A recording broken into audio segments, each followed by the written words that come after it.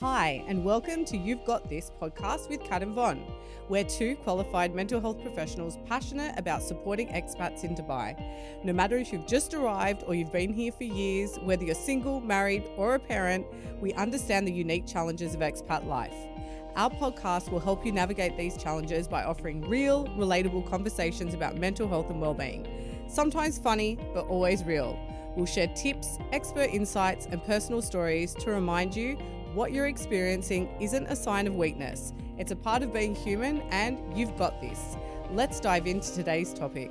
Welcome back, Von. How are you? I'm good. How are you, Kat? I'm good. I'm all caffeinated up, so I'm extra good. Yay. Today is a topic, kind of a big and important topic, as always, but this one is about connecting with your healthy psychological functioning. So this topic, and maybe it sounds a little bit, daunting. It does a bit, doesn't it? But the importance of this topic sort of early on into this podcast series is just to really reassure listeners that your healthy psychological functioning is your natural state, okay? It is not something that someone can give you. It is not something that you have to go out and buy. It is not something that you have to go out and find. You all have innate psychological mental health, okay? And things can cloud it up and things can sort of overshadow it. But that is what this podcast is all about, is trying to bring awareness to your natural state and to the fact that you can tap into your, healthy psychological functioning at any time, really. If you know it exists, So when we consider, when a child is born, okay, they come out as they come out. And for those of you that, have your own children or around young children, it is just such a exquisite experience to watch young children, particularly very young children, because they are fine. They are happy 1 minute, crying the next minute playing, laughing. Really they come out with the sort of the purest mental space that you could imagine. You don't see a 3-year-old necessarily in therapy for that reason. They when they feel things intensely, but then they get over things really quickly as well. There's no big narrative, there's no overthinking and doubting themselves. So our natural state is to rest in that healthy psychological functioning. And we're going to talk about some of the ways that this is overshadowed and eclipsed in as we get older and have experiences and so on. But I think it is important to flag this part of you that is always available to you. Okay, to tap into. Some people might call it, their wisdom or their higher self or their awareness. And it doesn't matter the language we use, but it's the part of you that even when things have gone wrong, wrong in inverted commas, it's the part of you that can keep balanced and can keep your cool, even in those really challenging situations. Okay, so, this includes how easy again in inverted commas you make your life. Okay, when we don't have thoughts about how things should be or how they shouldn't be, and when we're not judging, comparing, analyzing, troubleshooting, when we're not in that mode of thinking, our healthy functioning is there. Okay. And that functioning state is not a state of ecstasy. It is not a state of pure joy. Well, maybe it is for some people, but it is. And why I keep trying to point people to this place is because I think because it's so simple and natural, we might overlook it. Strong emotions make us really present. Okay, strong joy, excitement. Up that end of the spectrum versus, disappointment, upset, rage down the other end. But when you consider our natural resting state is a state of just acceptance and ease, this is a really wonderful place to spend a lot of time. So you're referring to, if I'm right, grounding. You can reach that space through grounding. Right. So when people say, mindfulness, meditation, that they can tap into that part of themselves, this is what that's pointing to. But what I'm pointing to is this idea that, you know, mindfulness is a practice, meditation is a practice, but there's a way of being in the world that is like you are accessing, you know, what you can in meditation or stillness, but it's the way that you can live out your life, go to work like that, interact with people like that, play with your children like that. And it's so, you know, it's not fireworks and sunshine and rainbows. It's just an okayness that is something that we should all, you know, move towards. Right. You know, and I know we talk a lot on this podcast about, you know, there are no good and bad feelings. Okay, we give those labels, right? I would prefer to feel happy. I would prefer to feel joy, obviously. But when I resist, you know, other emotions, that is when it gets problematic. You know, so when we're resisting an emotion, this takes us away from that healthy psychological functioning.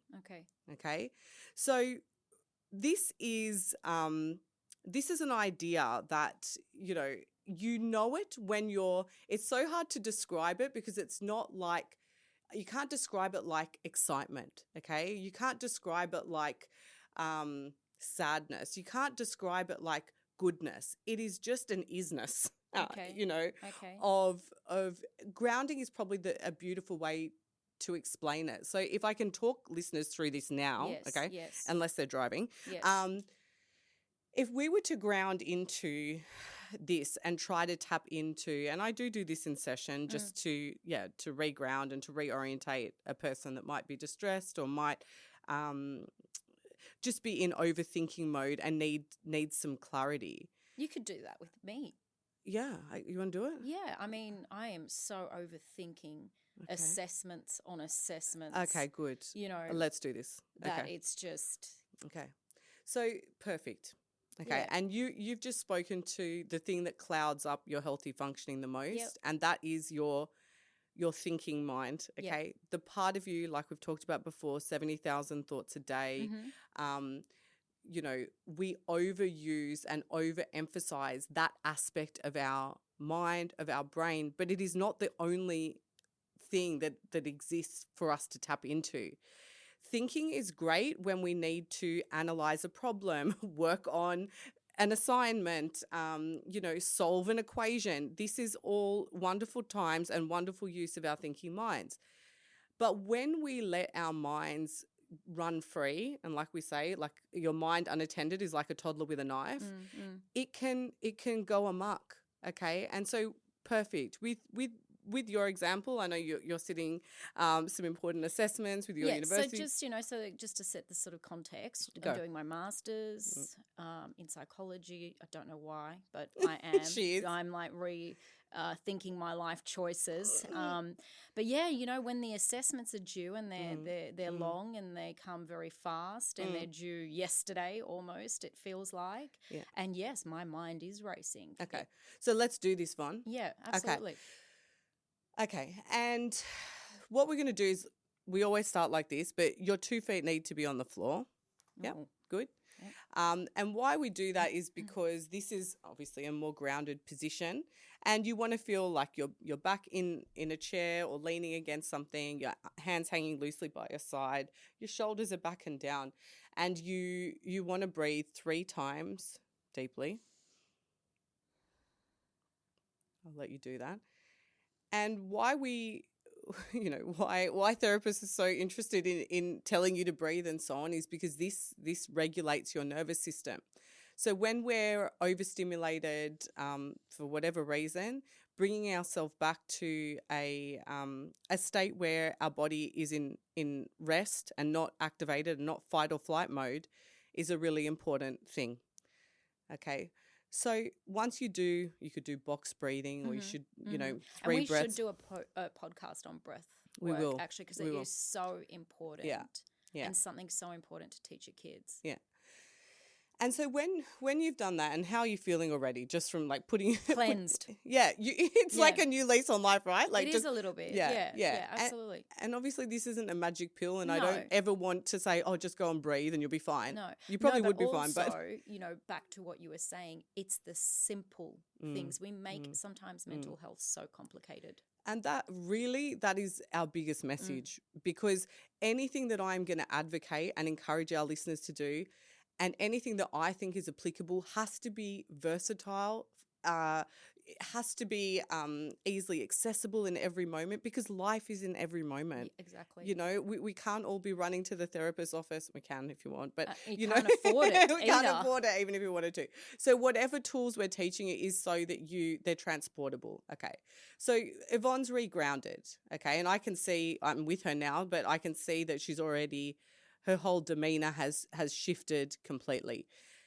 And then we want to sort of pay attention a little bit to the thinking mind and get some distance from the overactive mind, the thinking mind.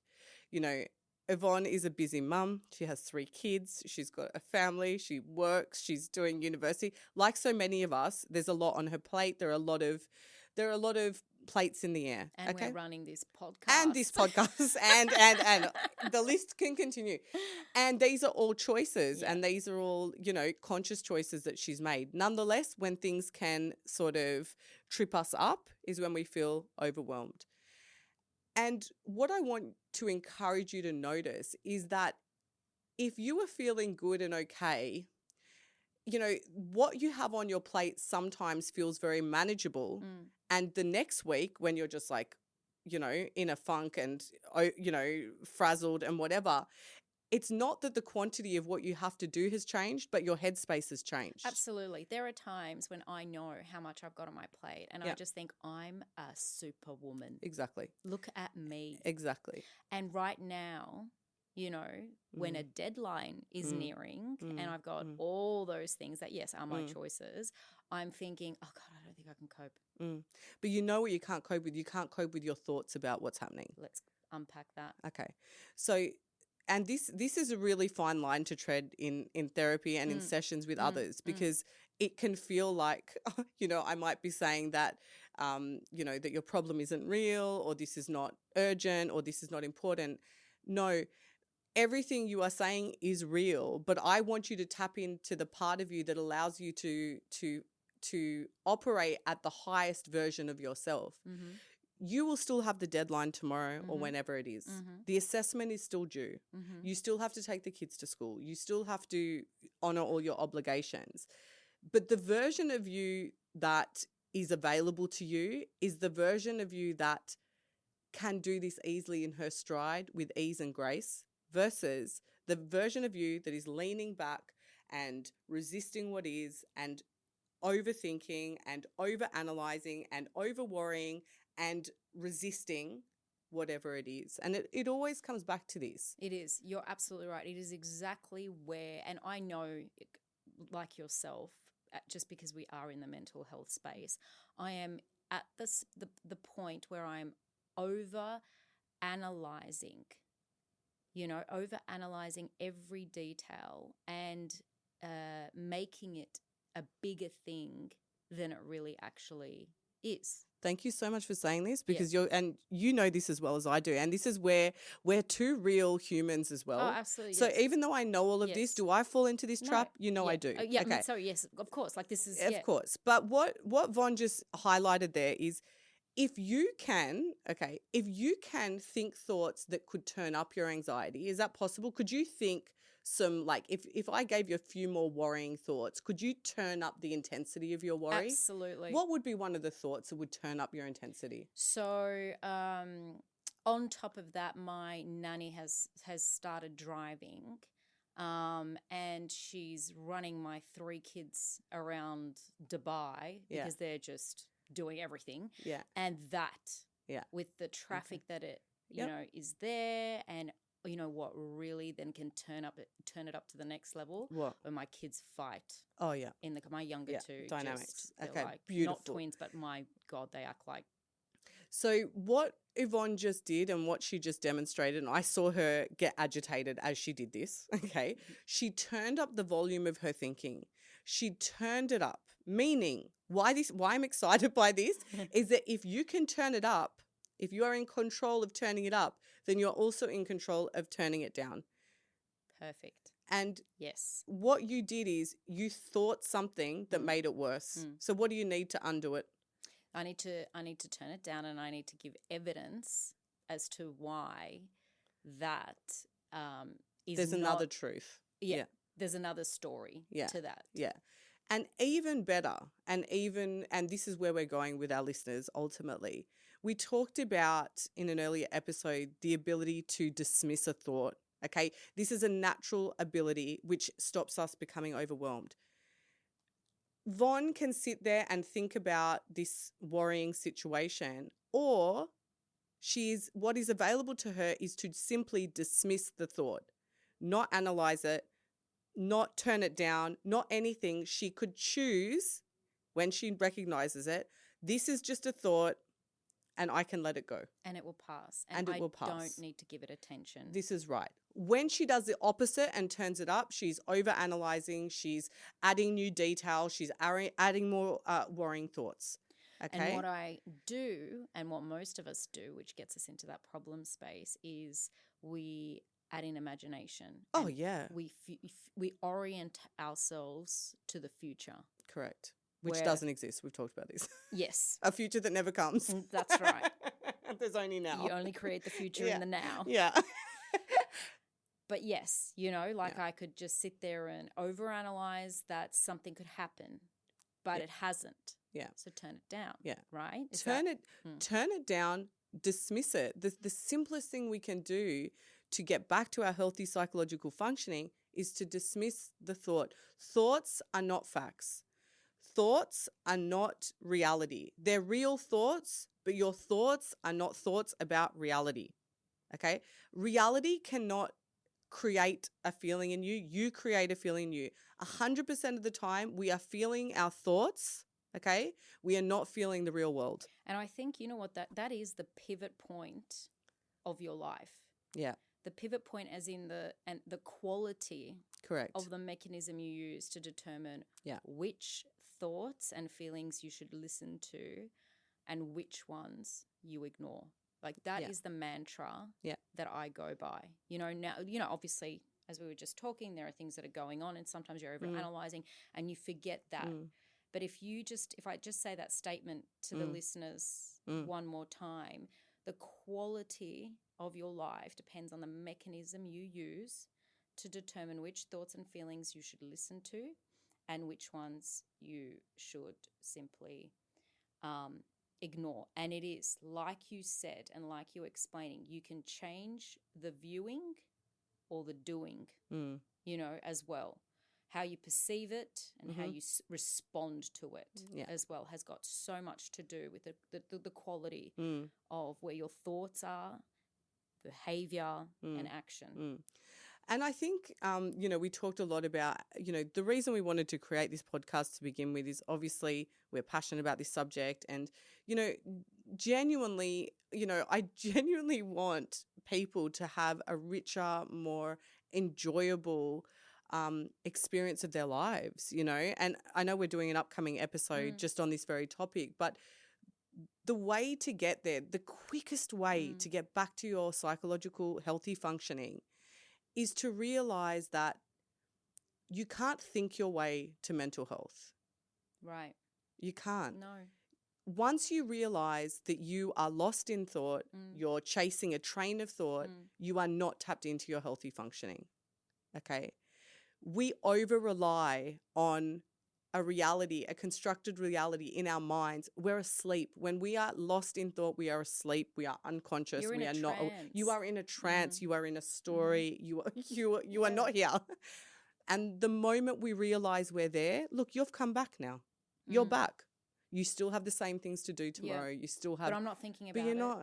It was subconsciously. It's always in the back of your head. Yeah. It's like that little knock at the door. Chatterbox. Hey, what about me? What about me? What about me? I'm still looming, but I've just stopped thinking about it completely. Exactly.